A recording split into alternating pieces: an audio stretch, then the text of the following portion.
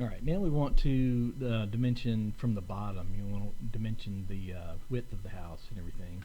And we are going to need an overall dimension that we're going to have. On this one, we'll have to have major walls and then doors and windows. So we'll have all three layers. And we'll start with an overall. Now for the overall dimension, we want to get the fullest extent of the eave here. And I'm going to do it a little bit different. I'm going to just grab that point and I'm going to drag it down, I think. It's not allowing me to do that. There we go.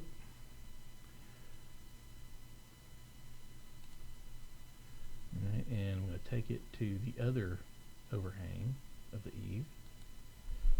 And I'm going to pull this out at, see, my x-axis is going to be 0, tab, and then -8 feet for the y-axis. Alright, so now we have overall dimension for the front of the house. Next I'm going to get major walls or architectural features. Here, of course, the only major architectural feature is from the left to the right extent of the walls themselves. So let's see, do another linear, and I am going to start there just like I did before. Click, and I'm going to go right there, grab that piece, and we're going to pull this out at let's see, 0, tab, -6 feet. We're going to continue this dimension, and we're going to drag it all over here to the other side, and then take it all the way to the end. And I'm starting to get some of my text is getting a little crowded here, so I think I'm going to go in and reduce the size of that. See if that will take effect.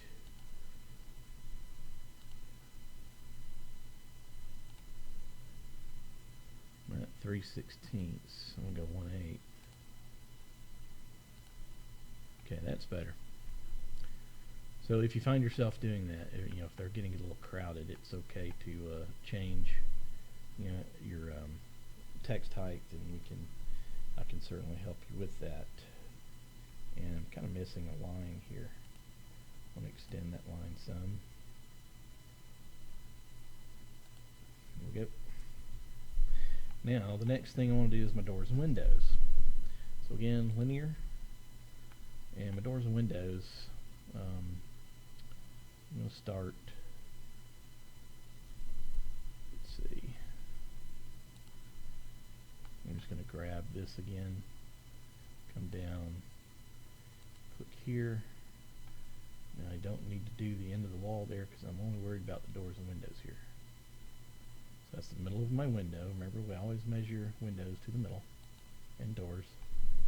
And that's going to be at 0, tab, -4 feet. I'm going to continue that. Find the middle of my door, pull down, click, oops, something didn't work there. Middle of my door, and the middle of my window. I need to get a little closer.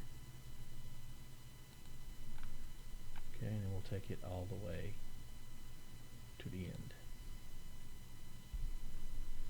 Okay, so that gets my overall, my major architectural features, and then my doors and windows.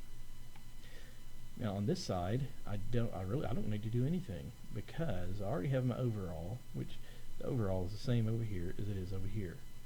Now if you do have different features, like maybe this side of your house is 14 foot 6 inches, and then maybe you have like a partial floor or something up here that extends further up, or maybe a chimney from a fireplace or something like that, then you would have to do another overall over here. But we don't have to do that because I already know the overall height of the house. Same with the major features.